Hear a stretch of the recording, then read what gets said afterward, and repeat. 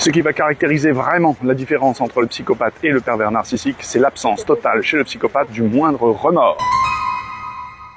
Je vous retrouve pour cette deuxième partie sur la différence entre le psychopathe et la perversion narcissique, ou le trouble de la personnalité narcissique. Je vous invite à suivre le commentaire épinglé pour regarder la première partie si vous l'avez manqué. Aziz Light! Yeah, that's cool.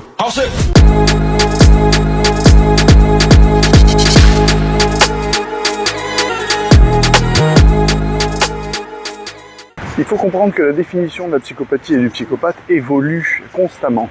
Et au même titre que nous avons vu énormément s'élargir le trouble du spectre autistique, qui inclut désormais tout ce qui était anciennement dans les psychoses infantiles, eh bien la compréhension de ce trouble de la personnalité, qui n'est plus reconnu dans les manuels diagnostiques récents comme un trouble psychiatrique, se voit évoluer dans sa symptomatologie et dans la compréhension des racines de ce trouble.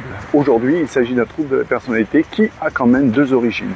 Une origine génétique, des prédispositions héréditaires, et une environnementale.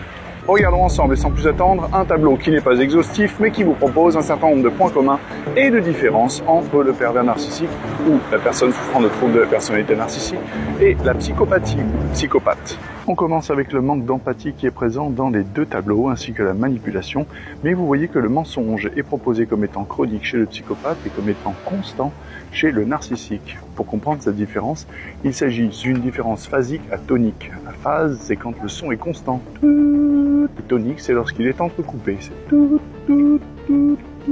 Il est particulièrement troublant de la part de la personnalité narcissique de se retrouver dans ce chaos où parfois il dit la vérité, parfois il ment, ce qui nous met toujours dans le doute et ce qui le pousse d'ailleurs à nous faire réviser notre vision de la réalité. L'impulsivité présente chez le psychopathe n'est pas forcément présente chez le pervers narcissique, encore qu'il y a souvent des comorbidités avec un trouble borderline plus large, qui lui inclut l'impulsivité. Il y a quand même le besoin d'admiration chez le pervers narcissique, ou la personne souffrant de troubles de la personnalité narcissique, qui n'est pas chez le psychopathe, car celui-ci peut rester discret et extrêmement masqué. Enfin, le manque de remords du psychopathe est proposé chez le TPN par un sentiment de supériorité. Effectivement, dans le trouble de la personnalité narcissique, il y a une compensation d'une angoisse d'inadéquation et d'insuffisance par un complexe de supériorité.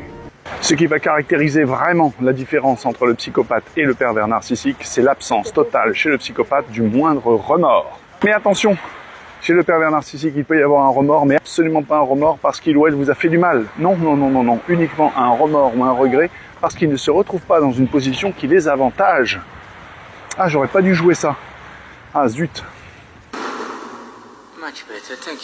J'ai l'intention de faire une série de vidéos sur les diagnostics différentiels pour comprendre et mieux cerner les différences parfois très légères entre telle ou telle pathologie.